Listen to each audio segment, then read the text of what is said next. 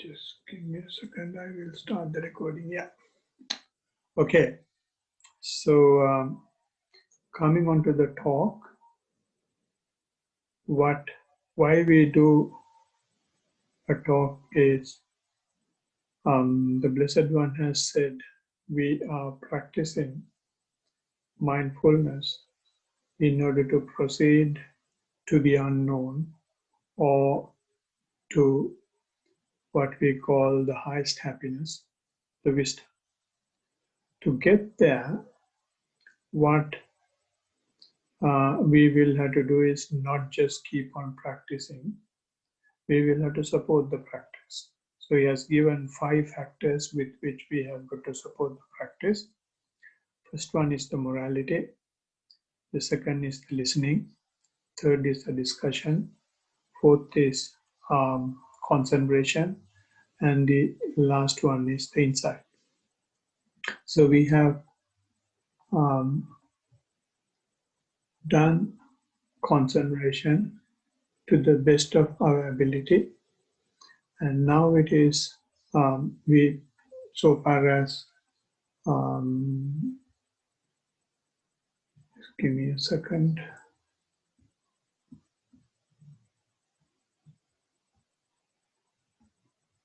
So far as morality is concerned, we have although we have not observed precepts, we usually live a moral life. So this time we are taking for the talk, and for the talk what we have decided to discuss is the fundamental framework of mindfulness, which is 4 foundations of mindfulness. So when we discuss 4 foundations of mindfulness, there is a lot of people asking why we take 4 foundations of mindfulness when there are so many suttas. We take 4 foundations of mindfulness simply because Blessed One's practice is based on mindfulness. In the Mindfulness Sutta, Blessed One has stated, this is the one and only way for the purification of beings. So if it is the one and only way, everyone who is walking on the path must have a good understanding of 4 foundations of mindfulness, because it covers the whole spectrum of the path, right? So this is the main reason why we have taken 4 foundations of mindfulness for our listening supportive factor. And in the last few sessions, we have already discussed a few basic aspects. So I will just give a summary of what we have discussed. The Blessed One has gone to a village called Kammasutama, and they are the people who have been have been practicing mindfulness, but they have not been practicing what the Blessed One expected or what the Blessed One requires or what actually is required to purify a being. They have been doing all sorts of things. So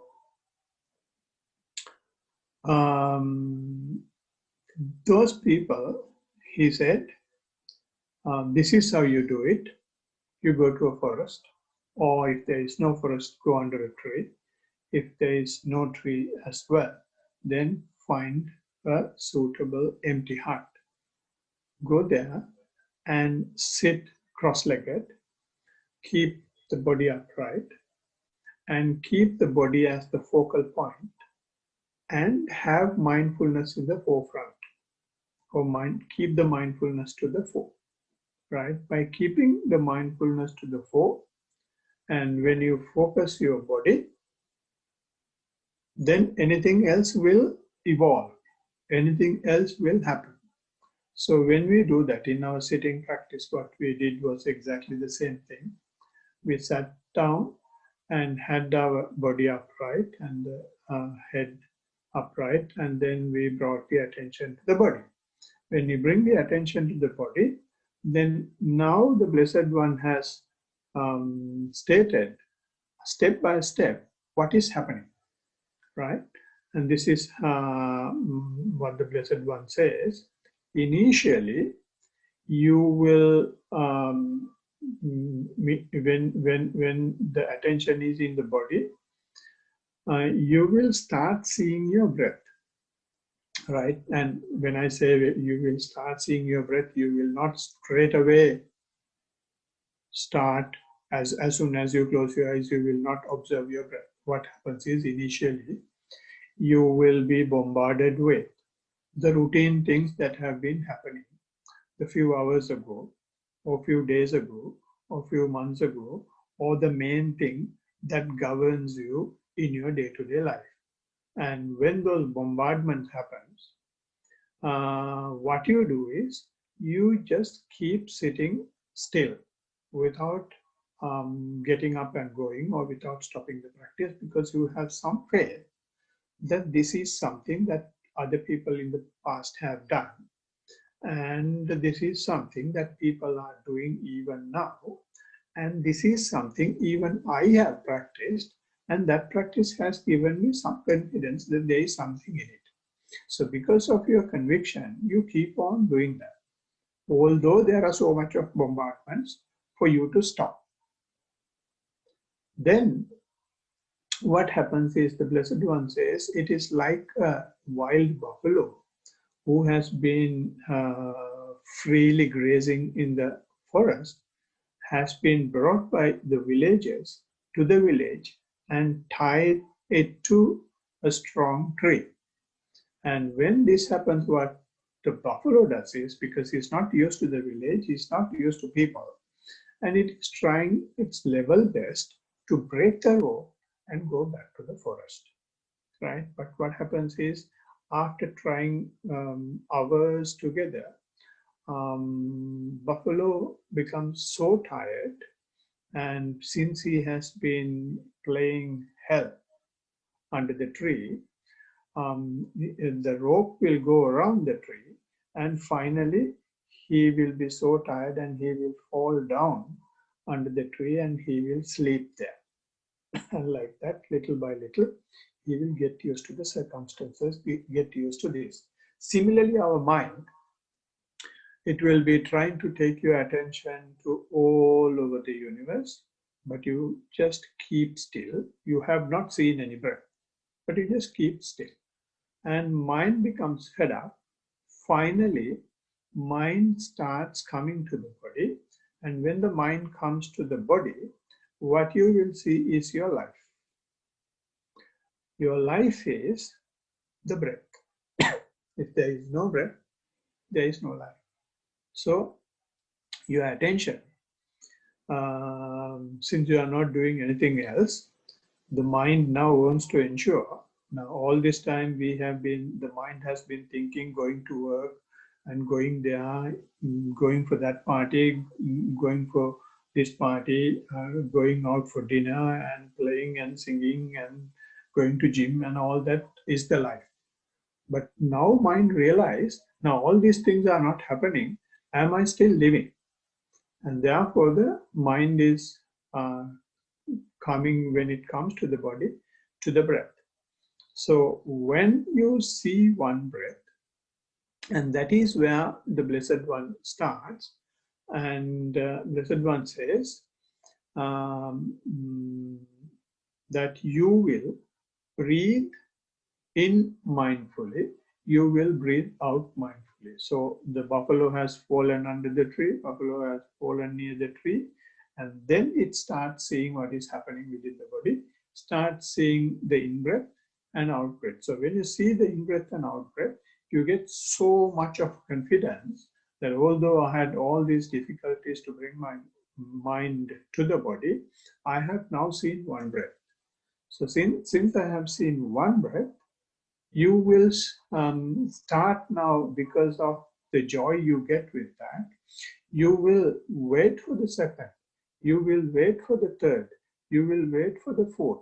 So you will keep on paying your attention, keeping your attention to the breath continuously, and there will have difficulties and differences here and there, but still your continuation will be there. So when you keep on continuing with this in-breath and out-breath mindfully, and it becomes a tremendous pleasure, because you have not been initially bringing your attention at all, but now it has come. Since you keep on paying attention to the breath continuously, not only just the breath, you start seeing additional information that you have not seen in the past, right? So there are a lot of additional information, but in this sutta, Blessed One is particularly giving two special distinctions that you will see. One is you start seeing that the breath is long. In-breath is long and out-breath is long. You see that information because now you are used to it. You keep on observing it. You keep on observing more and more information. So that is the reason why you will be able to see the long in-breath and long out-breath. And since you are not doing anything else now, you are not thinking about what is happening tomorrow, you are not thinking about what has happened yesterday, your mind is not with office work, your mind is not with the things that are happening in the parties, your mind is not with anything else, your mind is with the breath. So in simple sense, your mind is not with sensual pleasures. Mind is with the body, even of the body. Mind is with the fundamental requirement of the body, which is the breath, right? So even in bodies having a lot of other requirements, but in this case, all those have gone, your mind is only with the breath. So therefore, the energy that is required to maintain your body is very little, right? As a result, what happens is you start observing this long breath you have been seeing is gradually shallowing, gradually fading away, and gradually become shorter and shorter, finer and finer, right? So this change in breath, also the Blessed One says, it is again another additional information that you may be able to observe. So therefore the Blessed One says, you will start seeing breathing in short and breathing out short, right? So when this happens as well, you are now very quiet, very close to the in-breath that is taking place, right? So then this fine in-breath, fine out-breath, finer respiration becomes further and further subtle, right? That Blessed One says, when it becomes subtler, you don't now, since your attention is with the breath, you don't now see the breath as such, but you start seeing what happens within the body because of the breath. You have been observing the breath, the long breath, until it gets subtler, right? So once it becomes subtle, and when it becomes further and further subtle, your attention is now inside the body rather than the breath, right? So as a result, you will start observing your body or feeling your body much more than you felt previously, right? So when you feel the body, the Blessed One says, you will breathe in, feeling the whole body. You will breathe out, feeling the whole body. Some of you may have experienced. You start feeling the whole body in some form. And for some people, it will be, you start seeing, lot of sensations, lot of vibrations, lot of jerks in the whole body, right? And some people may observe the whole body is so tight. Or some people may observe the whole body is so warmed up. So in one or the other form, you will start feeling the body, right? But still, what you do is, as you have been doing earlier, you will be so quiet, you will be quietly observing the body. As a result, now what happens is, this breath that you have been observing becomes subtler to the extent that you will not be able to perceive the breath any longer. Your awareness is heightened so much to an extent, the breath is happening, but your awareness is there, but there is nothing for you to observe, right? So when that comes, when that stage comes, the Blessed One says, all the bodily volitions will subside, and your awareness will be there, and therefore you will breathe in without the perception of breath coming in, without the perception of breath going out. You know that you know. You know that you are living, but you can't see the breath. So up to that point, we discussed in the previous session.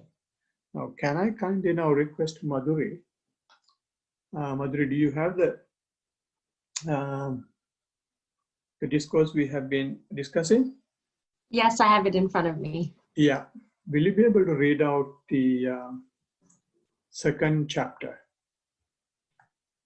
which is called the postures, possibly?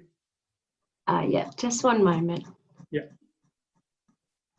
And that is the topic for today. And all this time I have been giving just a summary of what we have been discussing in the previous sessions.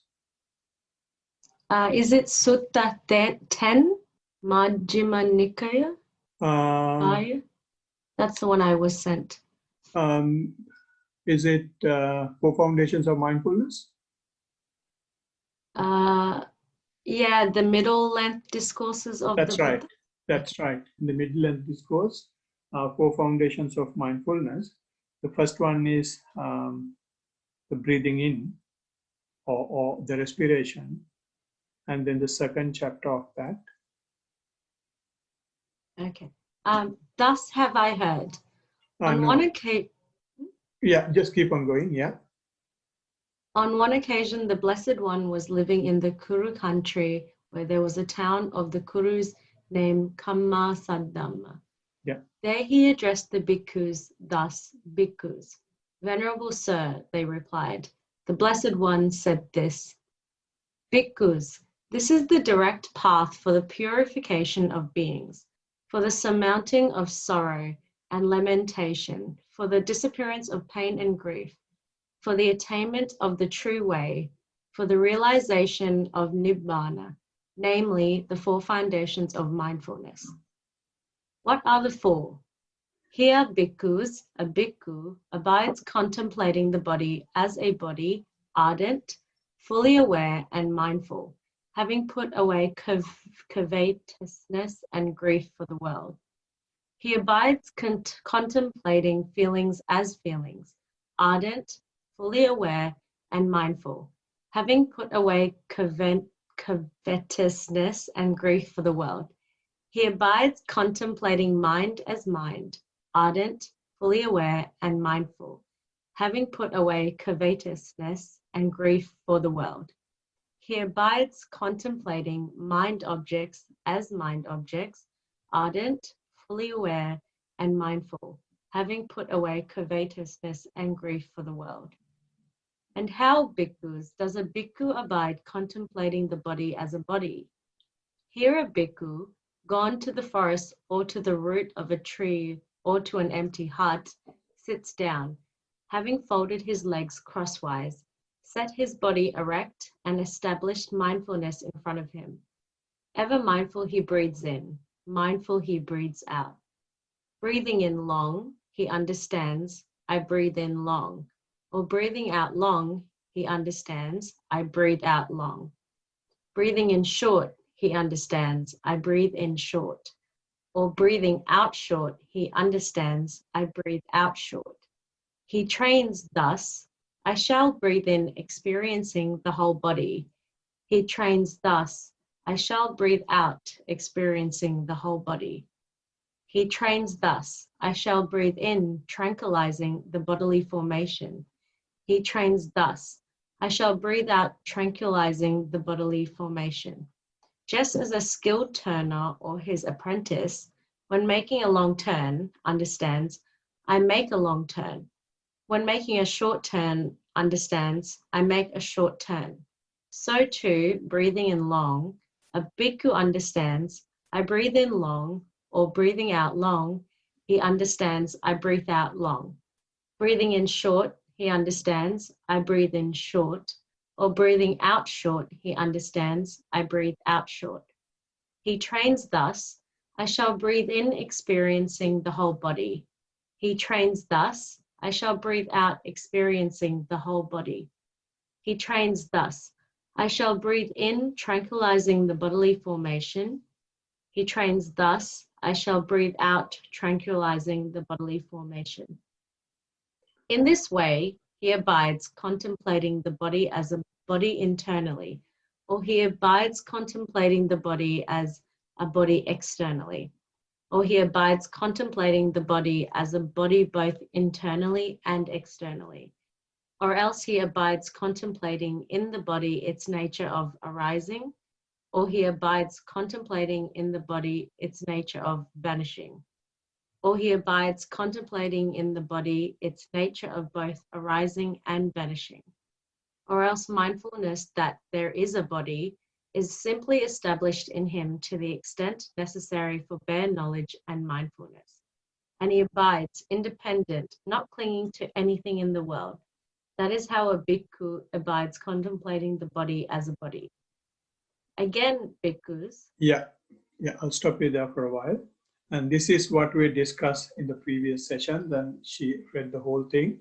And except for that last paragraph where what happens when you keep your attention to the body, and I'll be taking that because when you bring your mindfulness or to bring the mindfulness to the body or to observe the body in body, Blessed One has given 14 ways.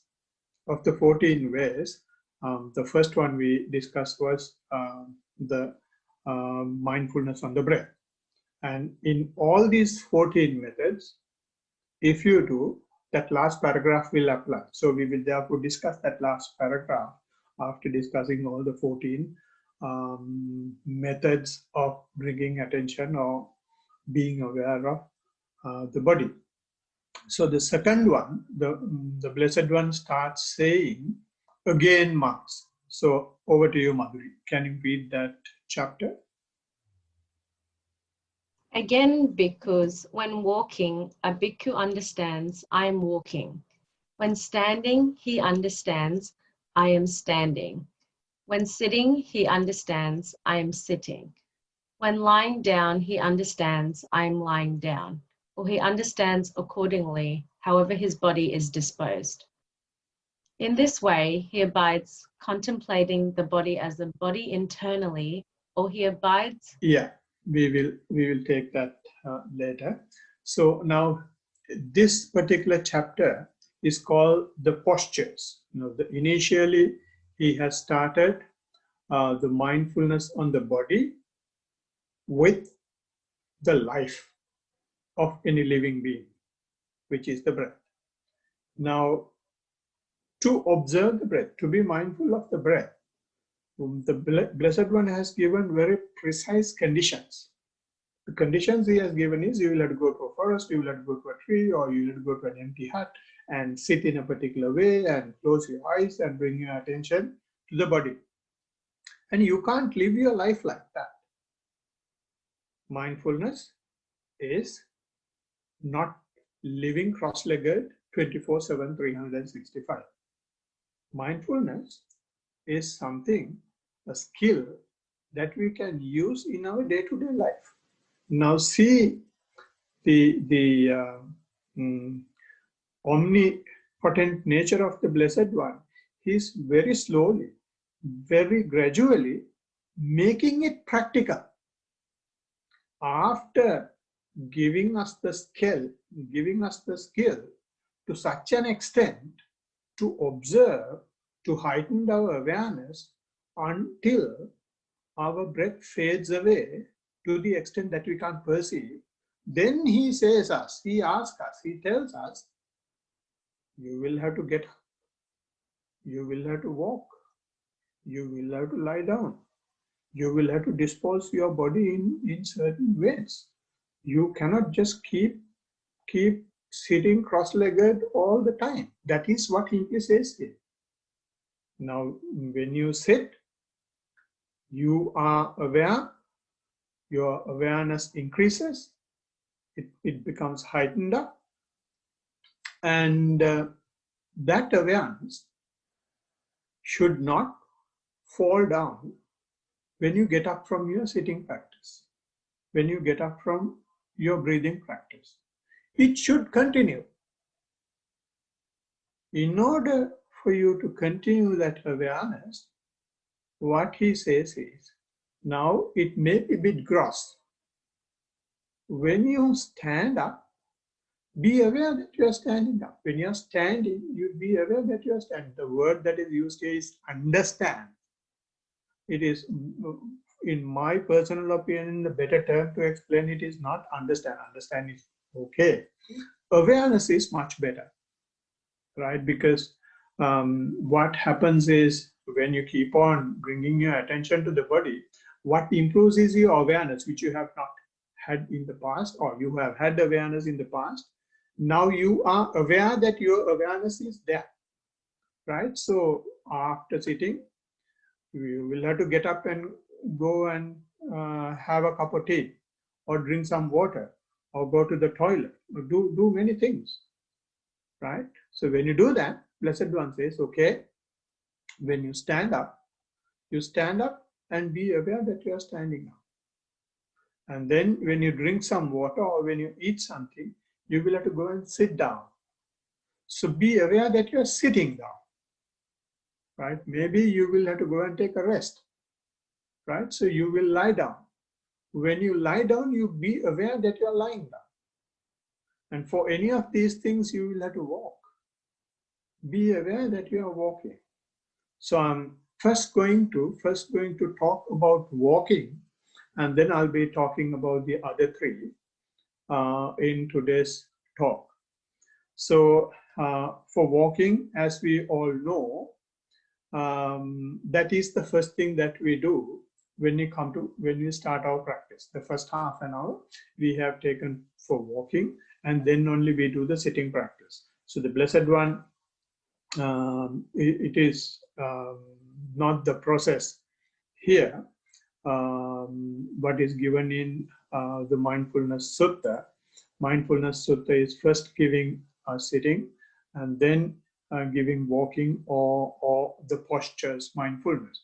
But there is another version of Four Foundations of Mindfulness, I understand, which is written in Sanskrit, where the postures is first and then comes the breathing. Anyway, we're not going to talk about those things in detail. What we will have to see is the practical aspect. So for practical purpose, what we do is we first take the walking mindfulness first. The reason for that is sitting mindfulness is a bit intense.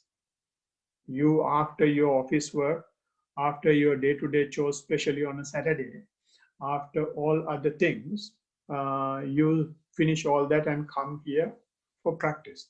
When you come here for practice, if you straight away go to sit, it becomes, braking your vehicle too quickly, too fast, and it may skid. So therefore, what we do is, when we come from those things, we don't shut our faculties straight away.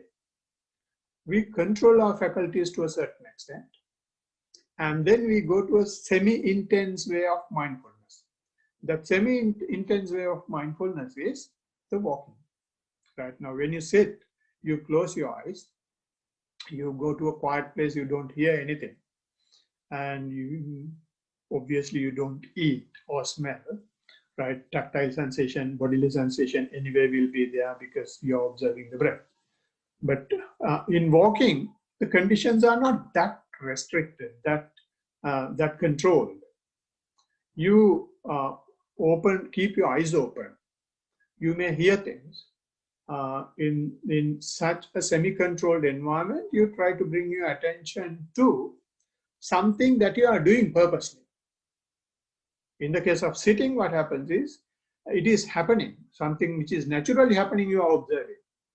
Now, in walking, since you don't want to brake straight away, you are now putting into a lower gear. In the lower gear, you just keep on observing the walking process. When we start, we take about 30 to 35, an area or a path where you can walk about 30 to 35 steps. And what you do is, initially, on that path, you just walk, just without bringing any attention to anything. You just walk and just warm up few laps, right? And after warming up, then you try to bring your attention to the walking process, nothing specifically, but just to the lower part of the body, right? So when you try to bring your attention to the lower part of the body once again, as I mentioned in the breathing practice, all these bombardments will happen. All the disturbances will be there, but you just keep on walking. You don't worry about the disturbance. And if it is too worrying, you will notice them as well, or you will label them as well. You just keep on doing it because you have some conviction that this is something that can be done, right? Since you have that courage to do it, that faith to do it, you just keep on doing it. So when you do that, what happens is, as I said earlier, this buffalo gets so tired. When the buffalo is so tired, attention naturally comes to the leg. And when the attention comes to the leg, comes to the lower part of the body, now you see that walking is happening, right? So when you see walking is happening, and you start observing more details of the walking, right? Initially, you observe that legs are moving, and basically your mind is with the leg. And then you start observing that the way that you place your leg, the heel is going down first, and then slowly foot lowers down, and then the toes will be touching the floor. And then same thing is happening in the other leg as well. And then you may observe not only the way that you place the leg on the floor, you may notice whatever texture is there, you may notice whatever sensation you are feeling, and all sorts of additional informations are coming. So while doing all these things, there is only just one thing happening, which is carrying the weight of your body on one leg. I'll repeat it. While walking, what happens is you carry the weight of your body just on one leg. When that is being done, you start seeing more and more information. Since your attention is going on to one leg because it is so meticulous, you specifically observe what happens in the right leg, you specifically observe what happens in the left leg. And some people say, now attention is going to the right leg, and my right leg is walking this way, my left leg is walking this way. Some people will say my right leg is actively walking, and the left leg is not that active, it is just getting dragged on. It's like front wheel drive, right? Or some people might say my left leg is actively walking and right leg is not actively walking, it is getting dragged on, right? Or some people might say, I feel one of my leg is shorter than the other. My right leg is longer and left leg is shorter. Or some people might say, I keep my right leg straight and left leg slightly slanted, slightly to an angle. So like that, you start observing more information initially about the walking process. And then you start observing more information about the dissection of the whole process, which is the right and the left, and start gathering more information. So this is why we say when we practice, get as much close as possible to your leg movements. Then these additional information will come. Those additional information tells you, and when you tell that to your teacher, the teacher will understand that your mind has come to the lower part of the body. So this is the reason why we require this additional information to convince to a third party that you have seen the reality. And the reality is not platinum. Reality is not gems. Reality is not big formula. Reality is very simple things. But those simple things gives the specific information of what is happening just under your nose, right? So coming back to additional information, once you start seeing the two legs separately, and since you are getting more and more close now, you start seeing the different actions in one leg. When you start seeing lifting of the right leg, and some people say when I lift the right leg, I feel that something that is pasted onto the carpet, or something that is pasted onto the floor, or something that is pasted onto the grass is ripping off. Because attention is so sharp now. Even the lifting you can see. And some people say, when I lift my leg, this is how my leg is being lifted. This part of my leg is coming up first. And then gradually, it first the heel and then the toes, it comes up, right? And then some people, not only just lifting, some people also will observe the moving part of the leg. You don't just lift. And after lifting, it moves. And when I move, I feel that one of my leg is in the air flowing and the other leg is very firm on the floor, right? And then he will say, I can observe the dropping of my leg, that the leg is going through sharply through the air, and then I'm placing my leg. And when I place the leg, as I said earlier, this is how I place it, and these are the sensations I observe, right? So like that, of one leg, you start seeing more information. Similarly, the left leg, you start observing the same thing. And after doing this for some time, some people engrossed with the walking process so much, and they say, I cannot just observe one leg. I see that when I lift one leg, other leg is going down. And I cannot just observe one thing, and this is a rotation that is happening, right? So which means that now your mind is completely with the process. Mind is completely with the lower part of the body, and it is not with anything outside. So you when you start observing that, and if you have any doubts of what is happening, and because of your conviction, and you know that it is happening because of your heightened awareness, you keep on continuing the practice. So when you keep on continuing the practice, what happens is you start getting more and more closer to your walking.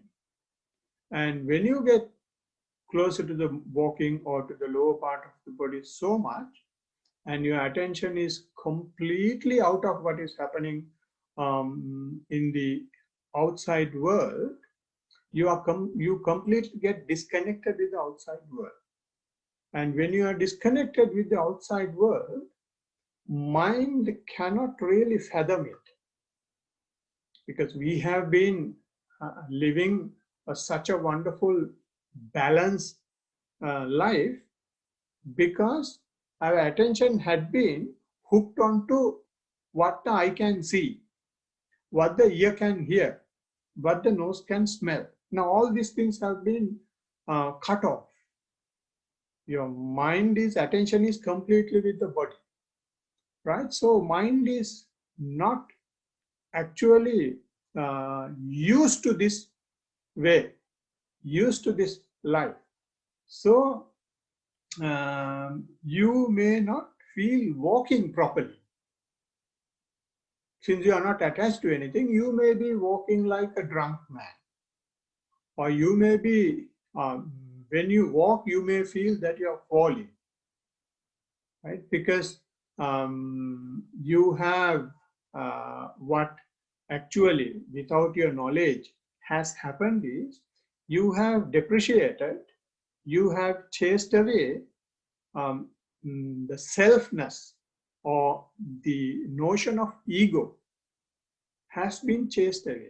Since we have ego only, we look for things outside, right? So when we bring our attention inside, ego, to the extent of having outside things, have been cut off, have been depreciated, right? So that reducing ego, reducing the perceptions of outside things, are represented by inability to walk properly, right? So which very clearly confirms, proves that your attention is well in the body, especially the upper part of the body.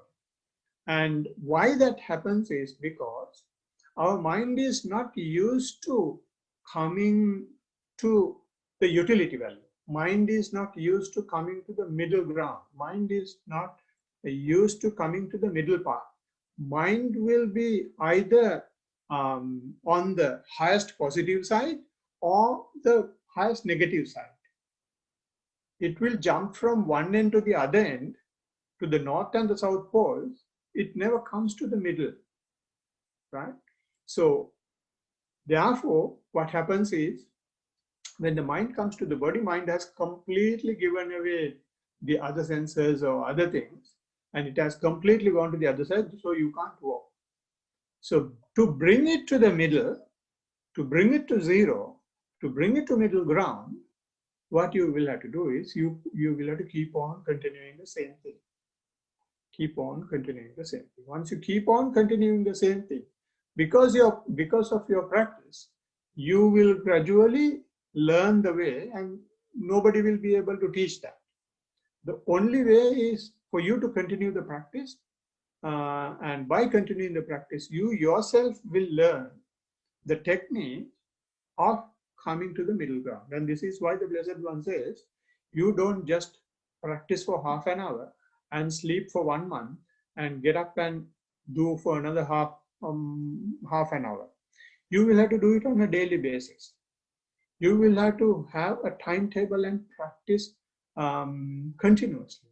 And that continuous practice only will give you the confidence, or only will give you the expected results, right?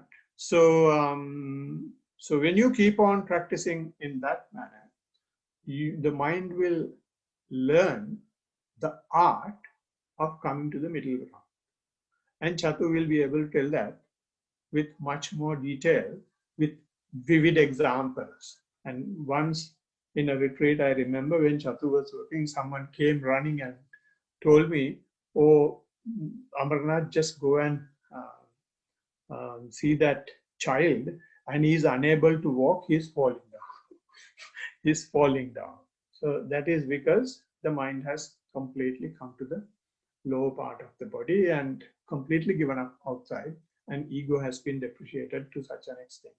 So, but now, and even his mother also came and asked, and what is happening, whether it's a real disease. Now, when those things are happening outside, people, those who don't know the practice, will really question it, and they will say all these things are happening because of the practice, and we should not therefore practice. And if you practice, these things cannot happen. If you practice properly, what will happen is things you have never seen in the past. And if something that has not happened in the past is happening, which means your practice is going properly. Of course, you should maintain the discussion. When you maintain the discussions, you can get confirmation that these things are right things that are happening in the past. Okay, so coming back to the walking, when you continue the practice in that manner, your walking will give you not only just the shock absorber of semi-intense method of practice, it will also give you energy to bring your attention to something that you do. Now, walking is something that you are doing and maintaining your attention, right? So walking is providing that as well. And the most important thing in walking is we have never walked like this, from one end to the other end and then back and forth. We haven't done that in the past. In the history of humankind, this has not happened. So if we do that continuously for some time, that itself is a huge challenge to human mind. And that challenge brings about an energy that is necessary in spiritual life to do wonders. Right? So this is why we take mindful walking before mindful sitting. One, it is semi-intense. Two, it becomes a shock absorber of the other things that have been happening in your life before coming to the practice. Third, it provides an energy to the spiritual practice intense method of skill development. And so this is the reason why we do the walking. And this is just one posture that the Blessed One is explaining in this particular chapter as part of bodily mindfulness. Right? And there are three other postures, or rather four, I should say, four other postures that the Blessed One is giving. The other four postures are, one is standing up. How do you become mindful when you stand up? When you stand up, you can be aware that you are standing. How you can be aware that you are standing is by taking your attention to the sole of the foot. When you if you can feel the sole of the foot, and then you know that you are standing. Because that is the only way that differentiates standing with any other postures. Right? So when you are standing, you bring the attention to the sole of the foot. And if possible, stand upright, have a relaxed body when you are standing for a bus, when you are standing for someone, or when you stand in the bus sometimes. You can do this. You can bring your attention to the sole of the foot, but don't do that while driving. And then observe the sole of the foot. And when you observe the sole of the foot, maybe you are gradually start feeling the rest of the foot as well. And those sensations that you may feel in the sole of the foot, you may start observing little by little, up to your ankle, and then up to your knee, up to your hip, and some you may be able to feel the whole body, bringing the attention to the sole of the foot, right? And that may happen even while walking. And I have met someone who said, when you walk, when you place the leg on the ground, he feels a vibration from the sole of the foot to the top of the head. And the same thing is happening for the left leg as well. And he keeps observing, and that's a fact. That's a fact. Because when you, say for example, if you want to cut a tree, and if you, with an axe, if you hit the tree to the root of the tree, and that shot will send vibration to the lowest part of the main root and to the highest twig in the up in the tree as well, right? So therefore, when you walk, the same thing is happening. That vibration will go in the whole body. Only thing is, our attention is not quiet enough. Our attention is not focused enough, or our attention is not clear enough to observe it. But when you gradually keep on observing, those things will come up. And similarly, the other posture, sitting. While sitting, I'm not talking about sitting practice. In general sitting, when you are seated in a bus, once again, don't do that while driving. In a train, or at home, when you do something, when you sit, you can bring your attention to the touching points, contact points, to understand that you are sitting. When you are standing, your attention was, contact point was the sole of the foot.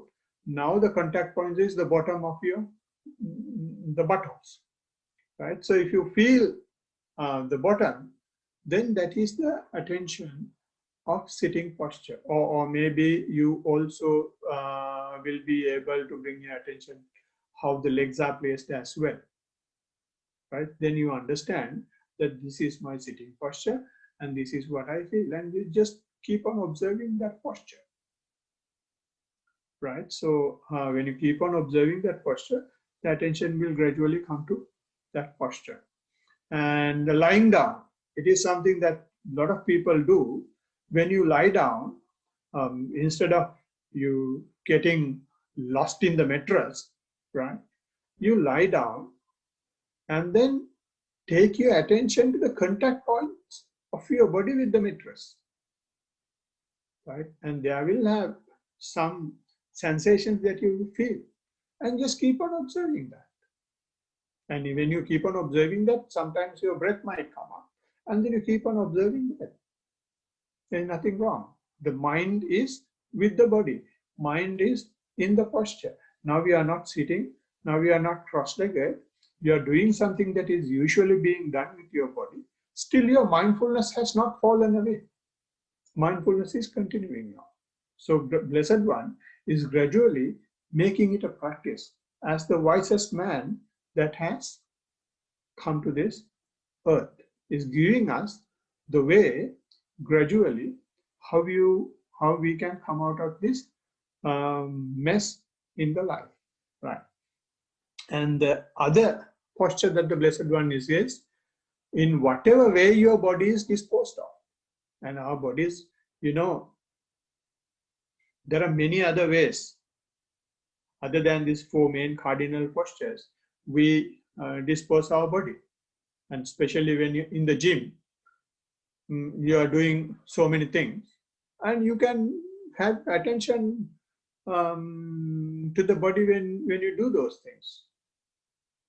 And when you are running, it's faster walking, you can have your attention to the body, right? So in whatever way the body is disposed of, you keep your attention.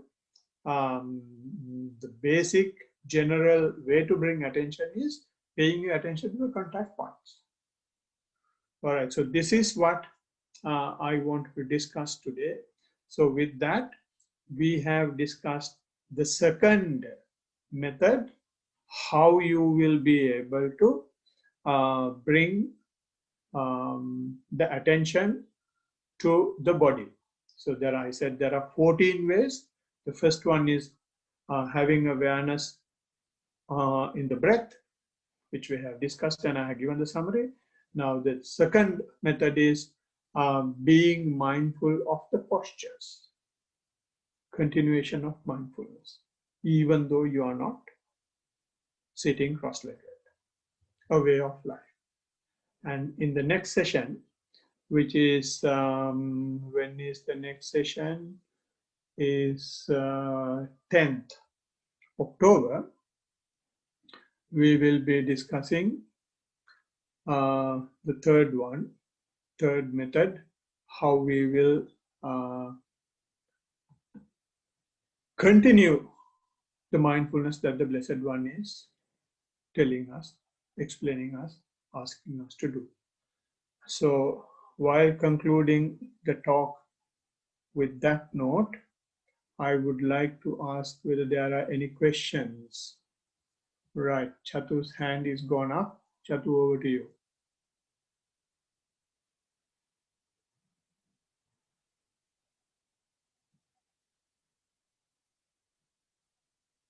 Chatu, you're mute.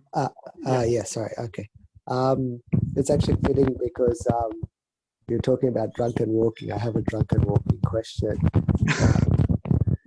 So the other day, I was doing some walking at home, and I was actually thinking about something that happened at work, and I was angry. Give me a second, Chatu. My mic is speaker is bit low. Okay, you can talk now. So the other day, I was doing some walking at home, and during the walking, I was thinking about something that happened at work, and I was a bit angry about it. And this went on for a period of time. I'm not sure how long, but after some time, I came to notice that while I was angry, the walking had gone completely drunken, like it had been happening, but I just hadn't really noticed it. And I guess the explanations I've heard in the past for drunken walking is the one that you've explained before, where self is dissolved. And also the other one I've heard is you cut through, was it hatred, desire, and then you're left with delusion, which is sort of how you end up walking like a drunk person. Yeah. So I guess my question is, I was definitely very angry while I was thinking about this, and it was happening to me. That's why I was angry about something that happened. So there was a self involved, I felt. How do you explain that scenario where the drunken walking can still happen? Yeah, very good question. Hope everyone understand, and let me see first I understand. So what you're asking is, you're comparing the explanations that you have received in the past. I will take just one scenario that you have given. This drunken walking takes place only when your greed, hatred is gone, but only the delusion is left. But in this case, your question is, your hatred is not gone, but still drunken walking is happening. So therefore, the first explanation is questionable. Am I right?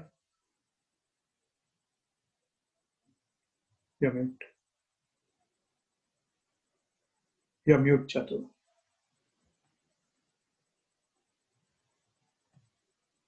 Yeah, sorry, I can't unmute myself. Okay. Yeah, that's correct. Yeah, okay. Yes. What happens is, once again, the delusion is there, although the hatred has come up. And in this case, when we say hatred, you don't have hatred towards walking. Walking is happening. And what happens is, you will never go to drunken walking. I'm going to explain this in two different methods, two different ways, two different approaches I'm going to take. One is the hatred towards walking itself. And if we walk with the attention, with the motivation that when it will finish, and so that I can go for the next one, then you have the hatred towards walking. And since you have hatred towards walking, your attention is always walking, and you will not come out of hatred. So therefore, you will not go for drunken walking because your attention is on the walking end. And you will come out of hatred towards walking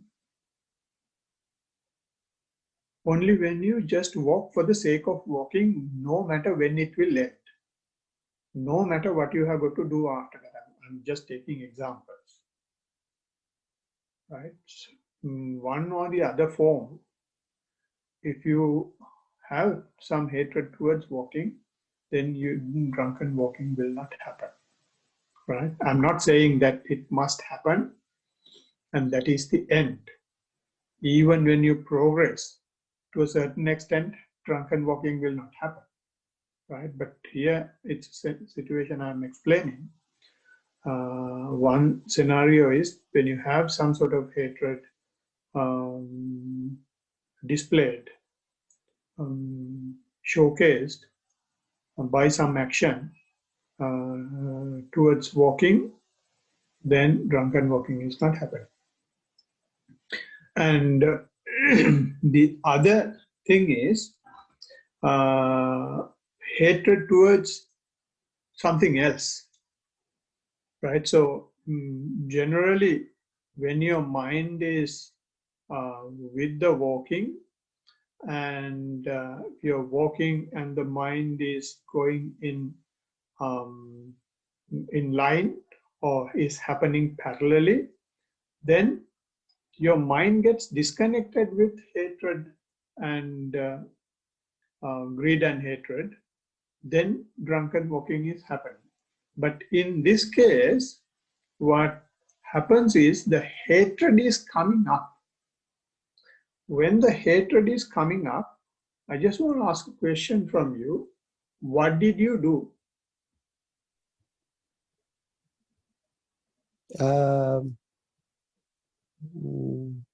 Nothing really. You didn't do anything. Like I was thinking about it for a period of time, and then I realized, oh, there's something funny happening. And then I guess it just went away after some time. I don't specifically do anything. Yeah. So even now, this is the beauty of it. You have some hatred thoughts, angry thoughts have been coming up, being generated, but hatred is not there towards the hatred thoughts. Right? Now, hatred means not having hatred thoughts. Hatred means something that is going against, some resistance that you will have to something that is happening now. So, and what you said was you didn't do anything. The thing is, you are aware that these are happening. So, which means you have been mindful to the hatred thoughts. And when you are mindful to the hatred thoughts that are taking place, there is no hatred there. And hate is something that the thoughts that have been coming, as you said, is something that has come from the office or somewhere. So it is something that has been buried. Now the lid is open and it is coming up. It is not that you generate now, it is naturally coming up. And when it is naturally coming up, you didn't do anything and you have been just mindful. You did not express any hatred towards what is happening. So still, hatred is not there. It is not only just the hatred towards walking not there. You are not hating anything else that is happening. So it's a higher level of depreciation or reduction of hatred. So as a result, you neither Get yourself identified with the hatred, thoughts that are happening. No, get yourself identified with the walking. You are cut off from both these, and as a result, you walk like a drunken man. Does it make sense, Chadu? This is a very good explanation. Thank you, Uncle. Everyone, anybody else? I know it's a little bit time up, but if you have any question, I can take a few more minutes.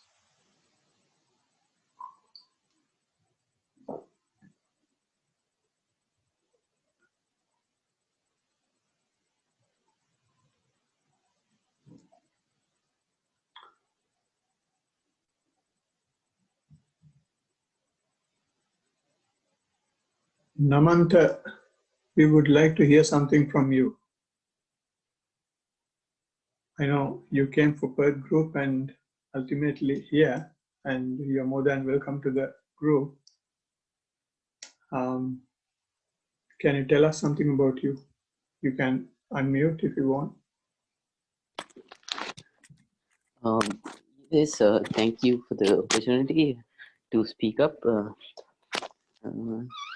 I have been doing some sitting and walking and sitting meditations.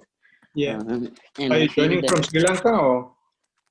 I am originally from Sri Lanka, but living in Sydney at the moment. Ah, right. Okay. Right. Right. Okay. We have this session fortnightly. Okay. Yeah. So if you wish to join in the future sessions, you can just send your email in a chat so that we can put you in the distribution list. Okay, I will do that. Yeah, that's one thing. And you wanted to say something about your practice? Yes.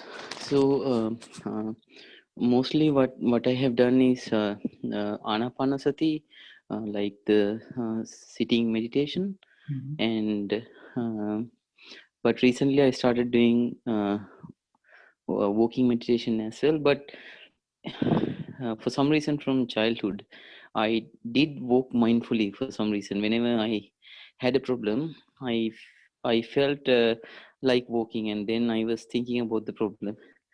Sometimes many people do this, I think, without knowing what they're doing, but it tends to calm you down. That's one thing I learned growing up. But then when I started doing sitting meditation and walking meditation, I felt that when you do it in a well coordinated and organized way, it can really calm you down and kind of create a peacefulness within you, where you can use it as a shelter against external impact as such. Like whenever you feel you are uncomfortable in a situation, you can go into this shelter and you feel very safe, and you feel that you are very strong. And I think Satara Satipatthana, even Lord Buddha has described it in as a cave where you can seek some sort of shelter when in trouble. Then with this peacefulness, you tend to look at everything in a better way. Even if you're having a bad day, or if you're feeling slightly depressed, you can kind of relate to yourself that okay, I have seen some shelter in meditation, and I can apply that kind of awareness based thinking pattern to face it. That's the most practical thing I learned about meditation, and then that's how I am doing it, and I think I'm quite enthusiastic about the way the practice is mentioned in Buddhism, taught in Buddhism, and Yeah, that's for me. It's about learning a well coordinated method, which I know from previous, uh, like intuitive Yeah, uh, way of doing it without knowing that it will work. mm. That's the idea I am having at the moment. Yeah, yeah. No, good, good, good. Yeah, just keep on doing the good work, and um, what we are mainly focusing is the practice and what experiences you get, and um, what when you walk, when you sit, what evidence can you provide us to say that you have observed your breath, observed your walking. So that is our approach, and that is only giving us the confirmation that your mind is with the body, and from there only we are pulling out the cream of the practice. So you are in the right path with the right attitude. So keep on doing the work and get involved with groups like this. So it will go a long, long way. Right. Okay, thank you very much. Thank you. Thank you. Harinder, you want to say something? You can unmute if you want. No, thank you. Right. Okay. Shalini, fine?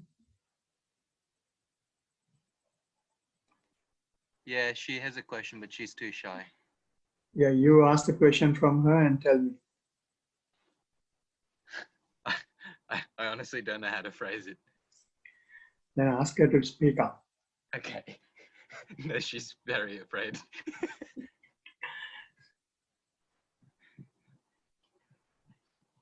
Yes, Shalini, go ahead. Well, okay, she's obviously not going to say anything. Essentially, her question is, it's not really a question about practice. It's more about question of others' practice. But for example, when I meditate, and she was wondering when I meditate, and then the meditation is just going, and I sort of slump over forward. Occasionally that happens to me, and I think I brought this up myself, and I tried to give an answer to her, but it wasn't very logical, my answer. Essentially, she's wondering, we always start the meditation with upright posture, etc., and she's wondering, I think, two questions. Why does that happen is the first one, and secondly, is that conducive to or a progression of mindfulness? And there's also a third part, is it a phase, or is it just like, what is it essentially? Yeah. So why it is happening? Is it a progression? What's the other part? Is it sort of like, is it actually like, and we start off by saying up, sit upright, relax posture. Yeah. Is that enough? Yeah, that's all she said. Yeah. Okay.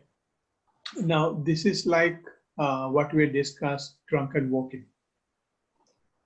This is what is happening in sitting. So before proceeding with my answer, what did you tell?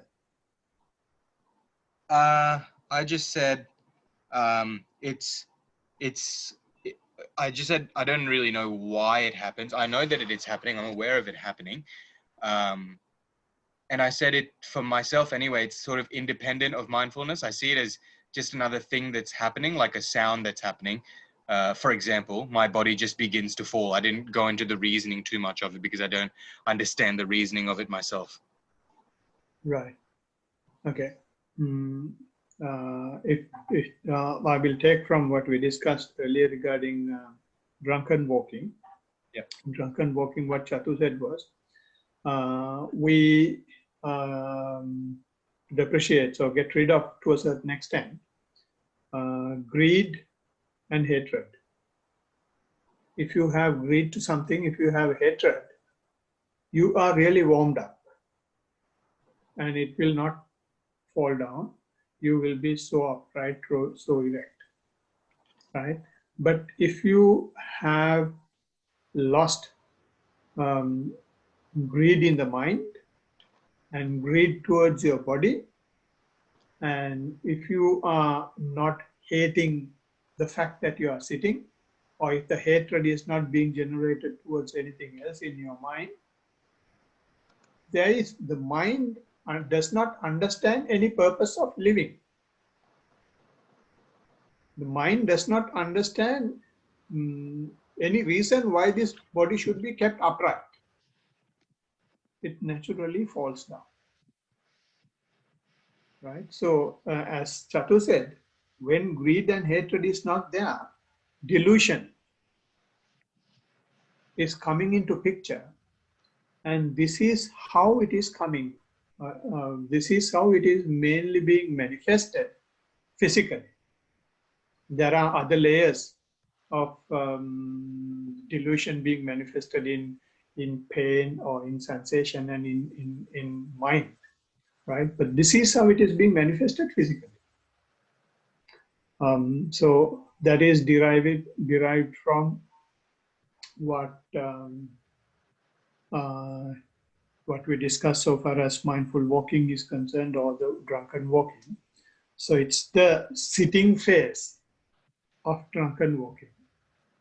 And the other thing is, when this is happening, our stock of energy of observation is depleted now.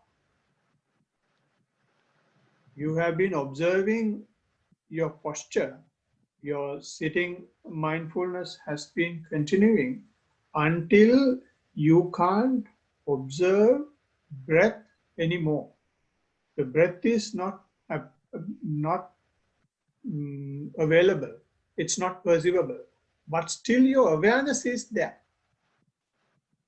Awareness is there, and your awareness has been maintained, or the not awareness, the energy has been available to maintain awareness of the breath, and your energy is not now sufficient to maintain the awareness when the breath is not there,